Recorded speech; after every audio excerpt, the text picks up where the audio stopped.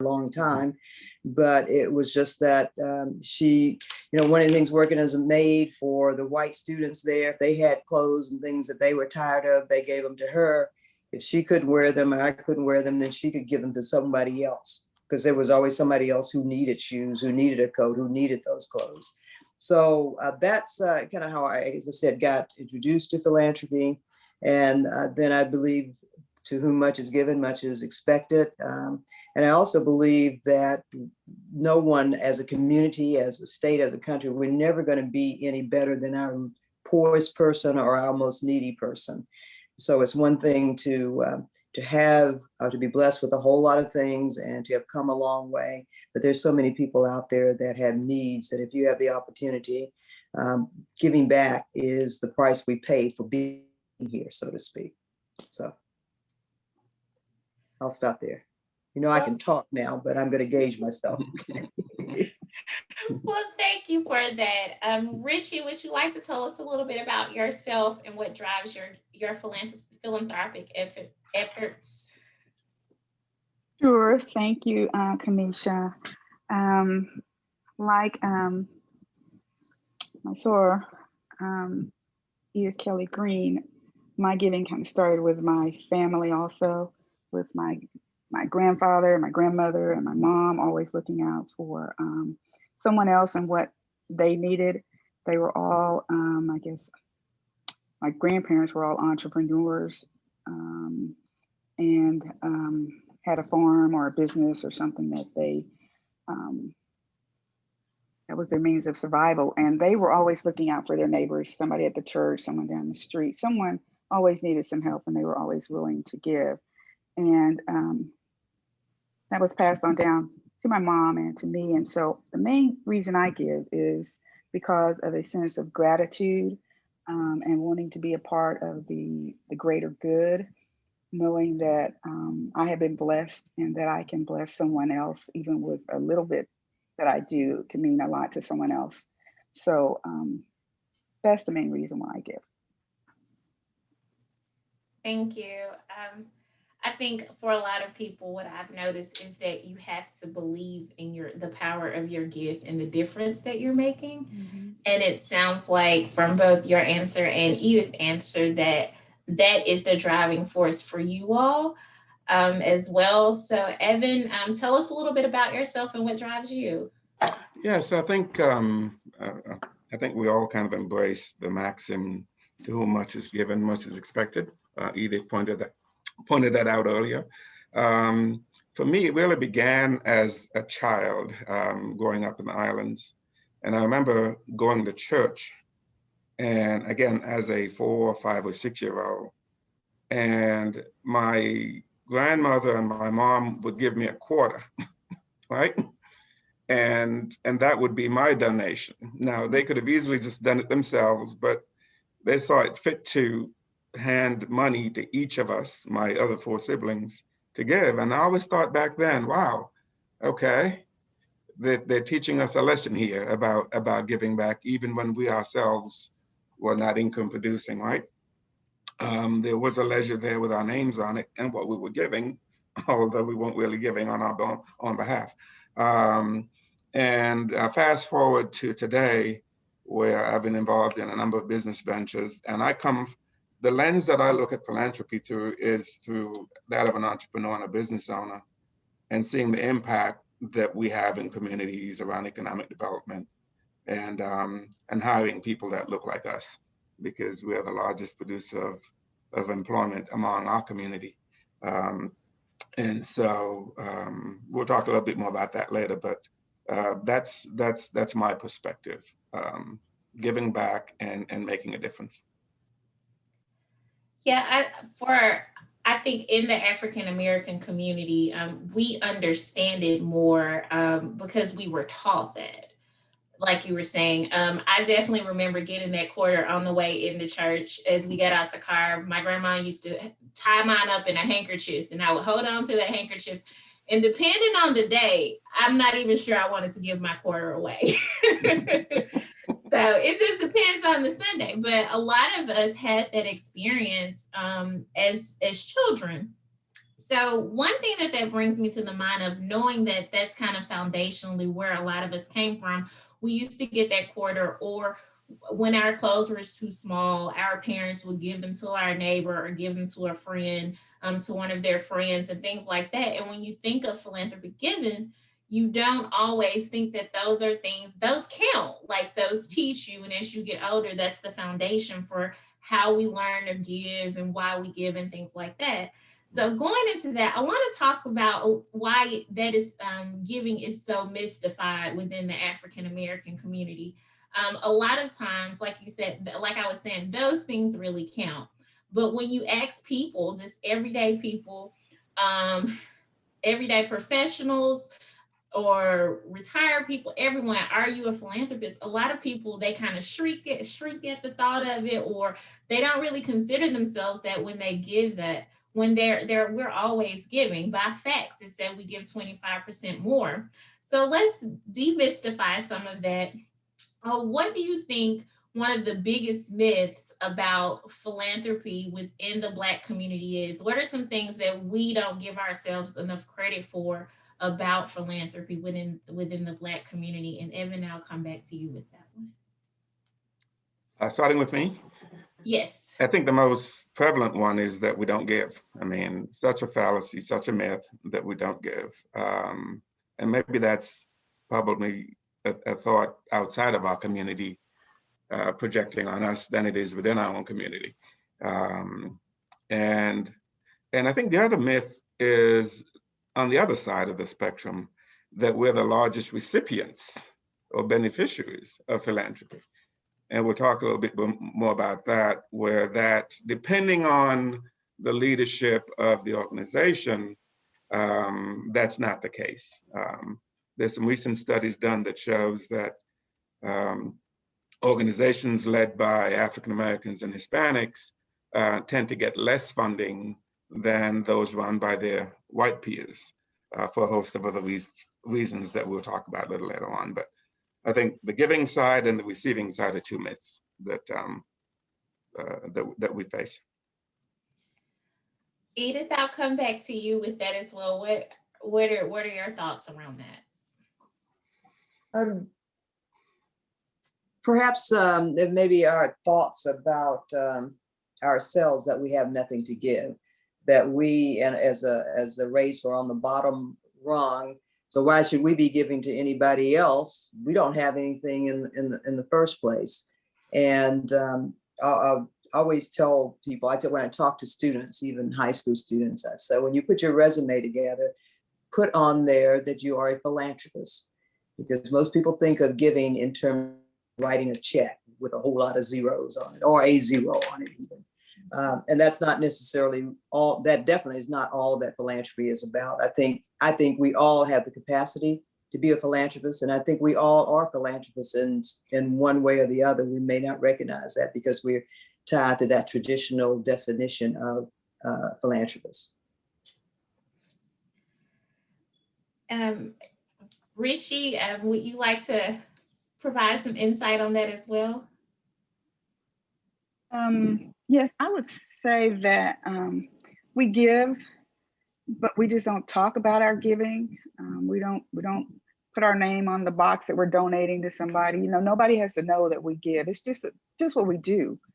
And we don't do it for recognition or accolades or to be recognized any kind of way. It's just because that's what we do, because it makes us feel good and it's doing something good for someone else. I agree. In working in the field that I am in, I'm in nonprofit space as well. A lot of times when the organization that I work for, we talk about why we give and like the accolades that come with it and things like that on both sides of the spectrums. We talk a lot about what that recognition piece necessarily needs to be tied to for that organization or that community. But a lot of times that I see in the African American community, we don't always have to have our name on the brick. Like you said, we don't always have to wave our hand and say that we gave that. And because of that, there is this notion that we don't give as often as we do because we aren't the first person to put our hand up and say, oh, I gave that organization $5,000, or, oh, I gave because of this. And as a result of that, we're not as recognized as culturally recognized as givers, even though we do give. And one of the other things that I would say that aligns with that is that we give in different ways.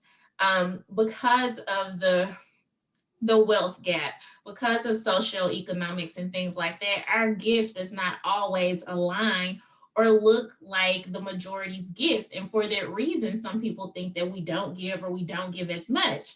So that brings me to my next question, because many people say that in the African American community, you can't separate the three T's of philanthropy. And as we know, that's time, talent, and treasure. So for this panel, do you all think that one is more important or beneficial than the other, or that all of them in this community is equally beneficial across the board? And I will start with Ritche this time. Okay, so I think they're all important. What you have to take into consideration is the organization or who it is that you are giving to and supporting. They may need more of your time than they do your talent, or they may need your talent more than they do your treasure. So it just depends on the organization that you're supporting on what it is that you what form you give, whether it's the time, the talent, or the treasure. Awesome. Evan, what's your thoughts around that? Yeah, I think it also depends on the person, right? You know, there are philanthropists that just write a check and send it off and are detached perhaps from the outcomes, right, that they're giving. But then there are those who feel, who may not have those resources, but feel that their time is their most precious resource. And with their time, they can organize and have a multiplier effect, you know, by engaging others. So if I had to pick one, I would say time. I mean, we can't make any more than we get, right? And we're confined to those 24 hours. Yeah, that's what someone once told me. We all get the same 24 hours. The difference is how we use them. Yeah. And I think that for me is where I get a sticking point sometimes, because I do think that it's important to give your treasure. But the thing that I think about often, and I use Flint, Michigan as an example of this, we sent cases and cases of water to Flint, Michigan. But then at some point, there needed to be a conversation where we talked about like the pipes and the reason that they were in and the predicament that we're in, and how can we fix the root of the problem, although they still need the water there, you know, and we were able to provide, in that case, treasure money, water. What did we take the time to think about and do for the root of the problem? So did someone give their time to figure that out? Did someone give their talent to go in, maybe like, that's how I think as a people and as a nation, we get farther along by deciphering who can give the best for what piece, or instead of just giving treasure in that case.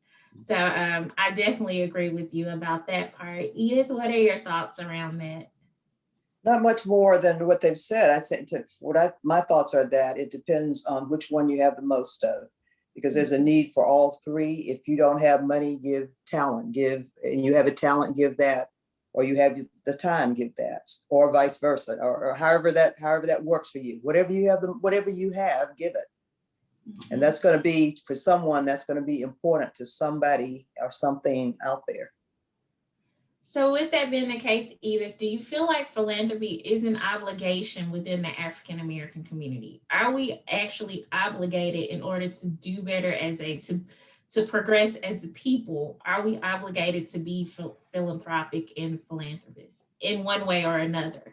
Well, I hate to use the word obligation. You would hope that it comes naturally, or that as simplistically, as a good person, that it would not be something that you got to check off a list, that it's just a a part of a holistic kind of person, whether you're African American or any other race.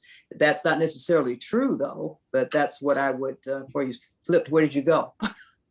I'm sorry, I was looking at it directly at Zoom and then the thing stopped and I don't know where you are now. So I'll talk to everybody, I guess. I am so sorry. I got an unstable message right in the middle of it. Okay, there you are. They kind of threw me off.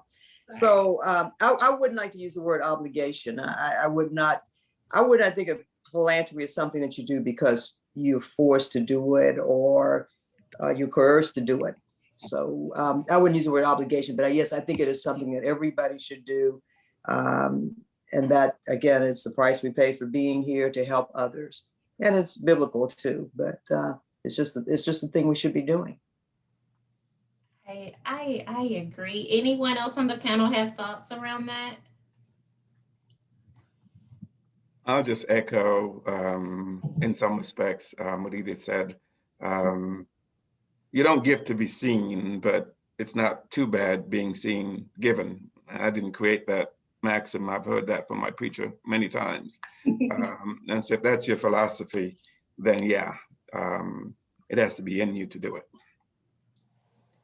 But could I just add something to that? Because I think that's an important point. One of the reasons that people don't think African Americans give is because there are times that we don't have our names on things. And I'll use an example of Shelby Farms. If you go around Shelby Farms there, if you spend time there are these benches out there. And then when I run out there or bike out there, I'm always looking for a name that I recognize, a Black people particularly. And I think when we as Black people give, to sometimes that incents others to give too. So my answer to the bench, not seeing any Black names out there, or very few, was that I did one in memory of my kids. And then my running group did one, just saying, okay, Black people do give. We spend a lot of time at Shelby Farms. You'll see a lot of Black people out there. And yes, we should contribute, and we do contribute. So there's something to be said for having your name, being seen, Right. Evan. Yes, absolutely. And with that, something that I've found just in the space that I am in is that sometimes we're not even asked. And because we're not asked, our names don't show up in those places like that because we're asked by our own, but like as we talked about the myths earlier, we're not asked in other spaces. So we don't have that same type of presence in other spaces, like just say a Shelby Farms or somewhere like that, because they never thought to ask or look for anyone in our community or any of the other minority communities sometimes because they don't believe we give. So I think that's, as we all work to becoming more philanthropic in our daily lives and the things we do, if we're not asked and we see something that we're interested in, then it's for us to step up and say, hey, we would like to support this cause and be a part of that too. So of course, this is a conversation. We are here with our chapter members for the National Black MBA Association. So I am going to turn the conversation just a little bit and ask a question about the parallels in your giving in your professional career, in your professional growth. And I'll start with Ritche. Like, have you seen parallels in how you give and how your career has progressed over time? I lost you for a minute. Did you say me? Yes, I said you. Okay. So I have seen some parallels in my giving somewhat. With the company that I'm currently with, my giving doesn't always align with their giving. They will match giving to national programs that I'm not really interested in supporting. So I do things on a small level that support my company's giving, but I do things on a major level to support what I am passionate about. So I wouldn't say personally that giving has affected my career within my company. How about Edith? How about for you? What are your thoughts around that? on the parallels between giving and my career, I guess I looked at that, answered a little bit differently in that I hope so. I hope as my career has grown, so has my giving. And I know that it has financially, but one of the opposites is that in time, whereas I had more time maybe when I first started out in my career, more time and less money. And as I got more money, I had less time. So I try to balance that and still try to spend the time, because I really think giving time, as all of you, advance in your career, it's because, as I think Evan said earlier, it's going to become the most precious asset you have. But to be able to share your time with someone who's trying to get to where you are or trying to get to some goal that they have, for them, that's more important, could be more important to them than money. And it just seems like to me, and I think you get more satisfaction out of giving if you're looking for satisfaction, when you can spend some time with someone and you can see the results. Oftentimes when you give money, it goes into a big pot and you may see the results, but it's not as personal. So I think as your career grows, you should give more, be that time or money, and more than likely it's probably going to be money, because your time is going to get scarcer and scarcer because of career, family, other things that you have going on. Evan, how about you? Yeah, I think I've seen a benefit. I think it has been incidental though to what I do.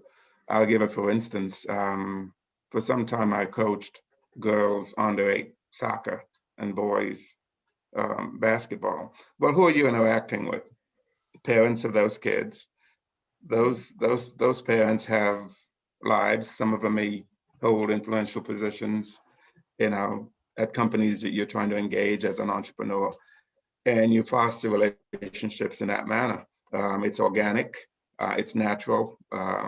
People do business with folks that they like and trust. And so while your motivation is to help the kids, you're naturally being exposed to people that you might not otherwise have that level of engagement with, on a social level. So it pays to give.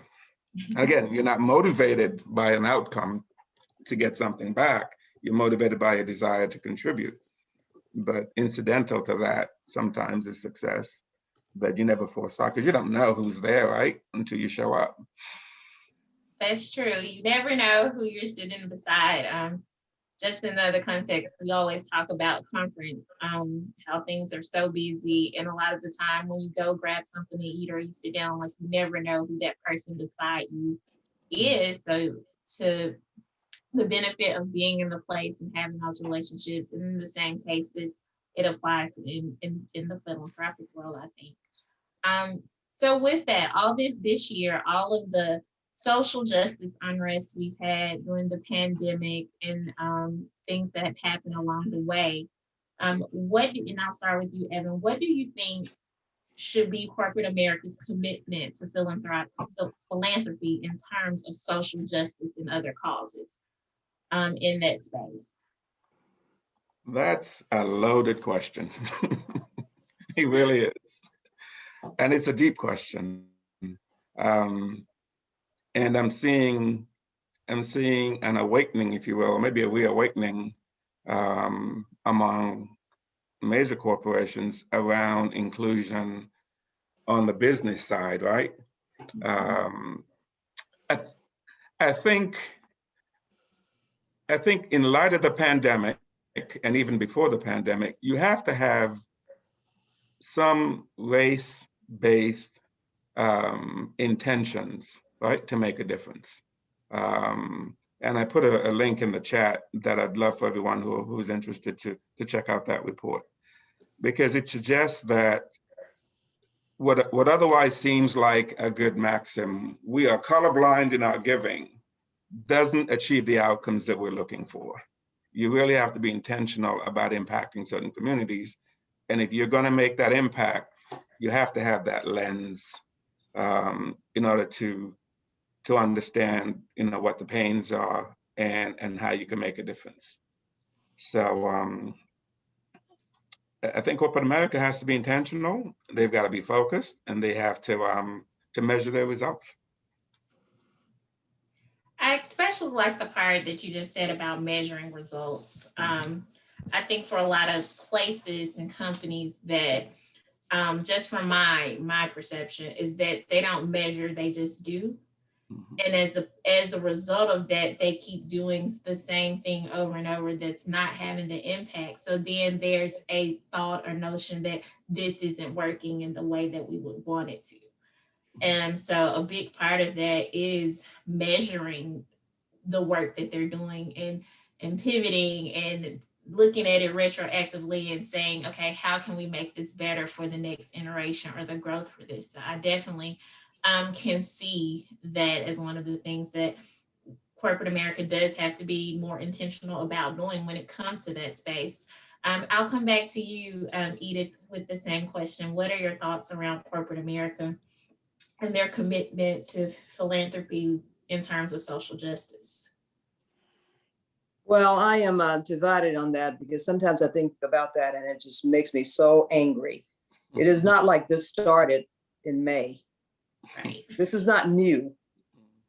And so, but on the other hand, it's better to refresh it and revitalize it now than never.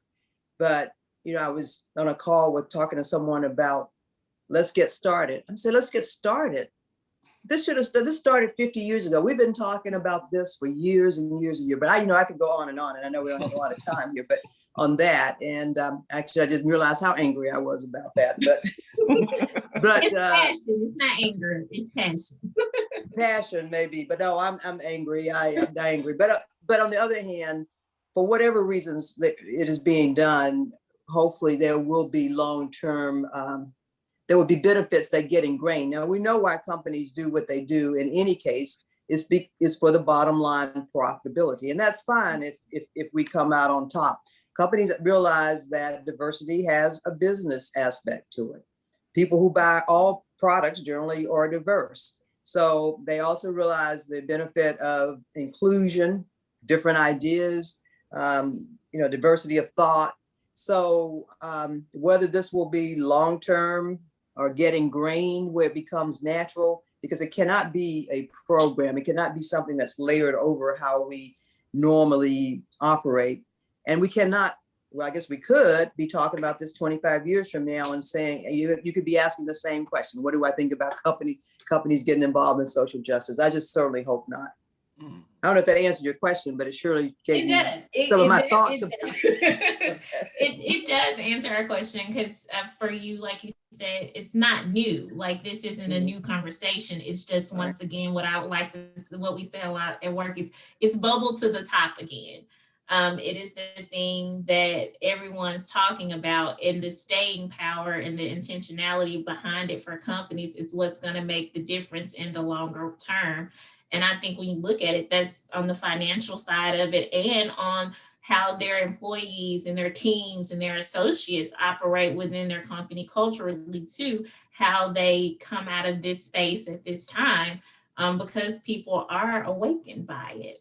And I do think there's some sincerity. There are companies that are sincere, and probably in all cases, there's a portion of what they're doing that's born out of sincerity, but there's some portion that's born out of profitability and other things too. Right. And that comes into play like when it gets really uncomfortable. Like it's comfortable when you're just putting out a letter about how you're going to do better. But then it gets uncomfortable when you are measuring that and you see that you still don't have a certain percentage of minority leaders within your company. Like that's when for me, I think that's when it gets more uncomfortable in their responsibility in this social justice in this time right now.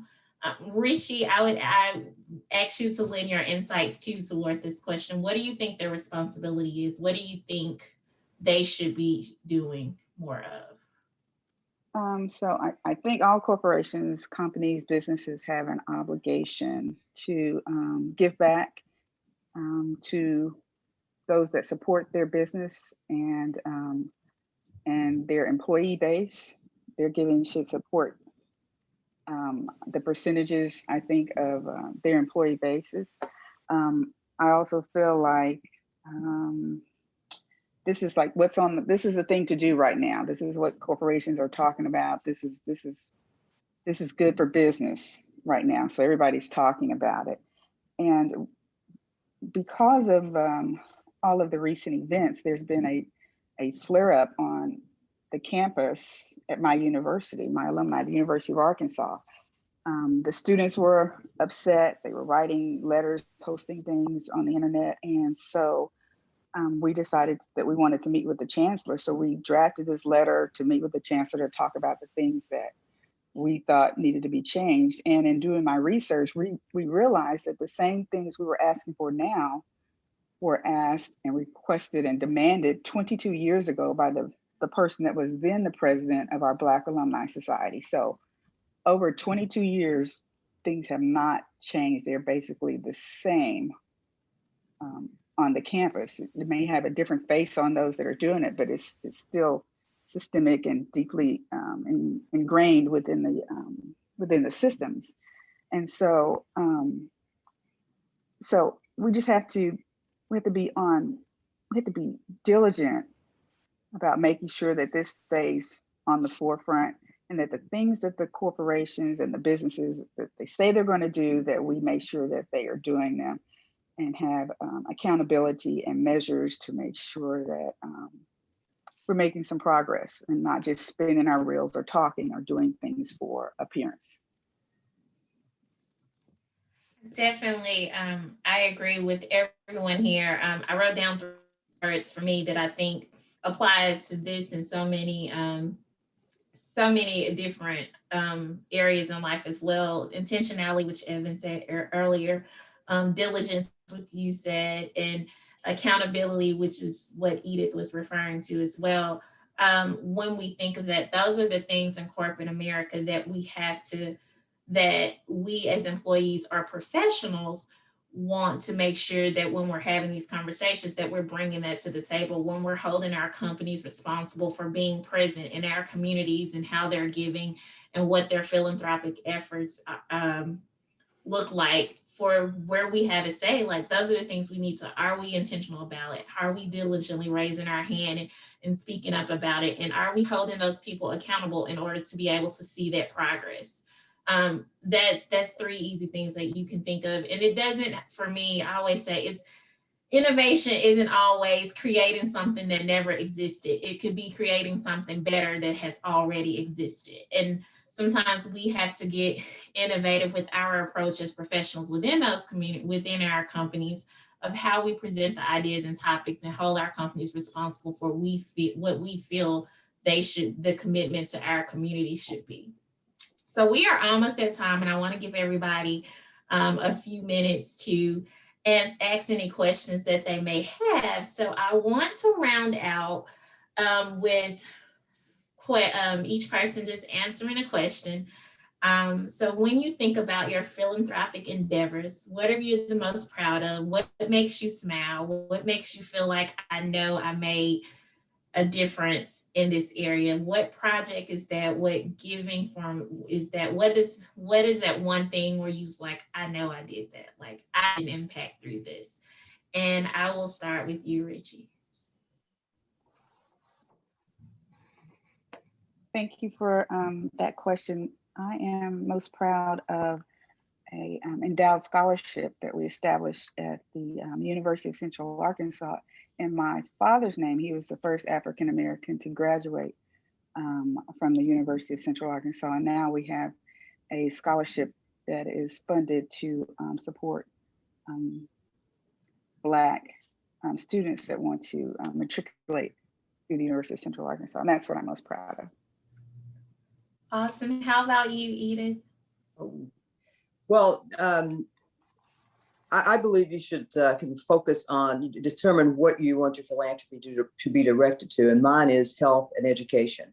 So similar to what Ritche just talked about, is, you know, in my introduction, it noted that my grandmother was a maid on the campus of the university. And she couldn't go to school there. She had a 6th grade education, but she couldn't go to Ole Miss.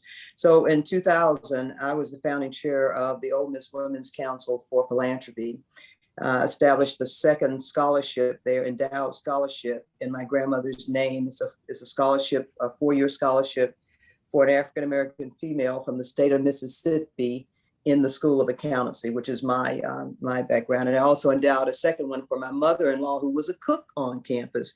And she would have been a great chef in today's time, but of course, there was not an opportunity for many of our parents and grandparents could have been great chefs, because you know they could cook really well, but they did not have that opportunity and were not afforded that opportunity. So endowing those two scholarships in my grandmother's name and in my mother-in-law's name were two things that I'm particularly proud of. But I would add too, but doing these one-on-one, spending 15 minutes with someone or an hour with someone, or going to lunch with someone who's trying to start their business, you get some immediate up close feedback and I guess response there too. And that's just as important, as I said before, where you can see a smile on somebody's face or the light bulb go off on somebody's face and eventually see them be successful in something that they may have been struggling with.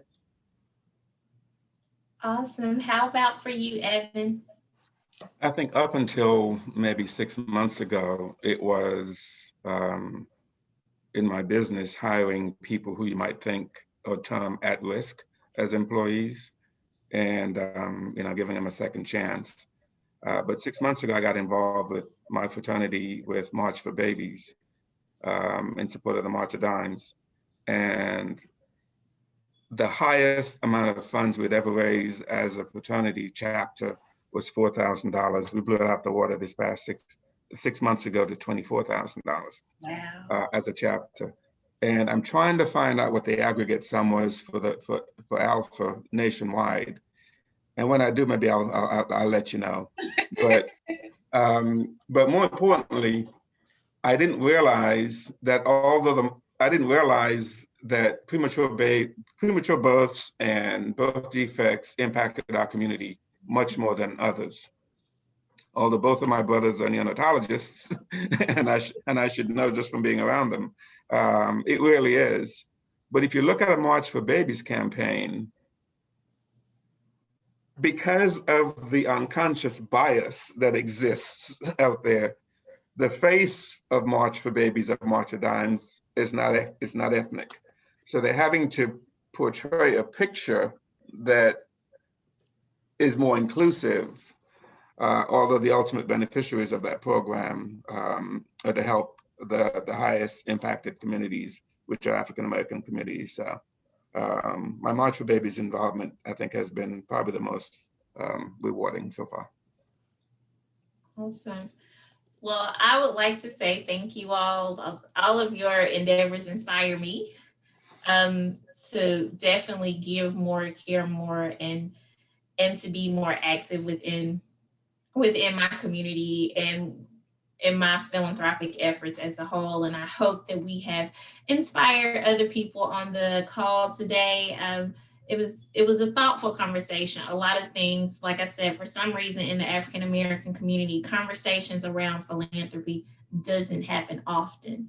And there is this taboo around it for some reason. So I thank you all for providing your insight today. Robin, I will ask, do we have any questions out there? Or does anyone have any questions for our panelists? We do have a question, and it may have been referenced, but Alicia had a question that was, let's see if I can find it here. How do you decide what organization to give to? I think that may have been already addressed by what you're passionate about. For example, organizations that align to your personal brand or your professional brand, personal passion, and I believe that's already been addressed. So Alicia, I believe that was covered. I think each one of the panelists talked about their affiliation to their passion and how that relates. And then Jamila had a question that I believe Edith answered already. Jamila, are you satisfied with Edith's response, or do you want to go into a little more detail? No, I think it's great. I appreciate it. Anybody that knows me from FedEx, I'm living in Cincinnati, Ohio, but I love the Memphis chapter. That's my hometown. And so I actually have helped establish a giving circle here through the Greater Cincinnati Foundation.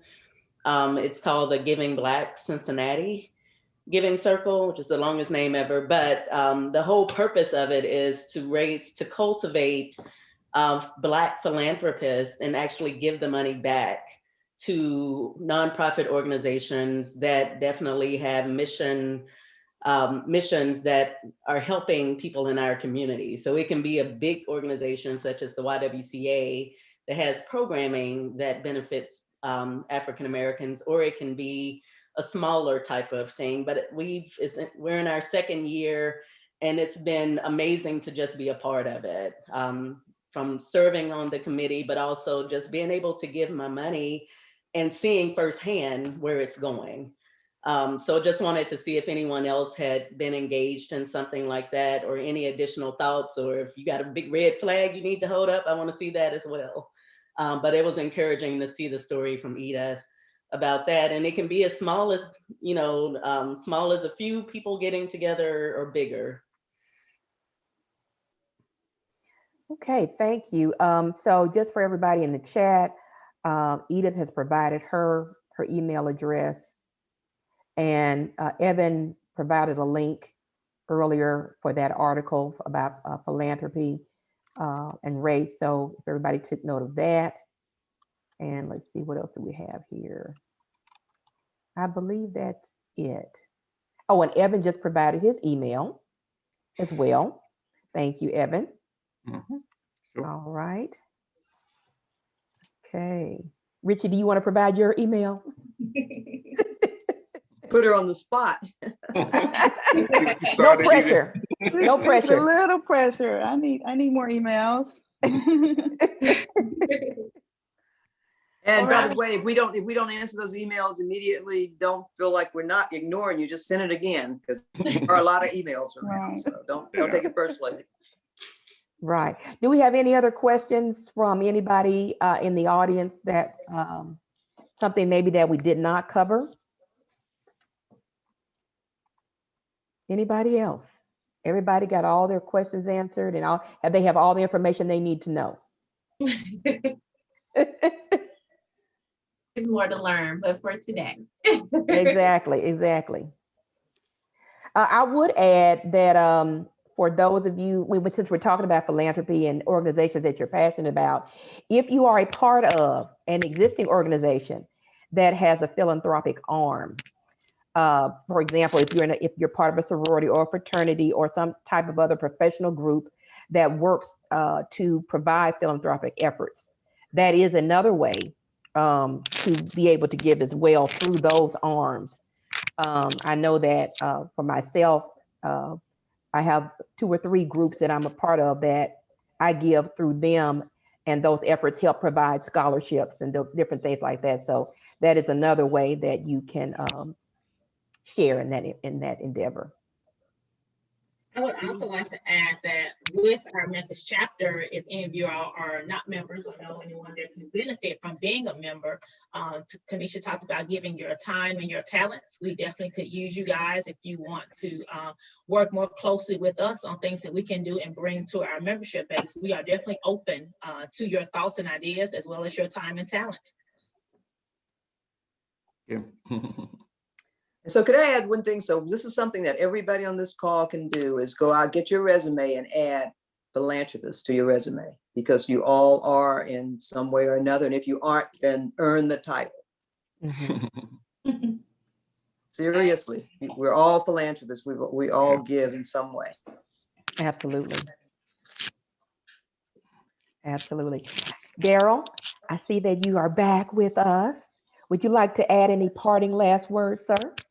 No, I just appreciate all of our members joining tonight, as well as our special guest speakers. Again, Alicia, you also kind of made a great point about what we do here in the chapter can never stop putting a plug in for something that we can always get back to, is our youth. So our Leaders of Tomorrow program, that is just very dear to us, and pretty much the lifeblood of our community is our youth. So thank you everyone for supporting, and have a good night. All right, Thanks thank you. for the invitation. We Thanks for will having us. send a link out for this recording. We'll follow up with that for everybody that participated and registered for the call. Thank you so much. Thank you. Thank you. Stay safe, stay warm. Thank you. Yeah, it was so Be cold. safe. Bye. All right. Bye, everybody. Good night. Good night. Good night. Mhm. Good night.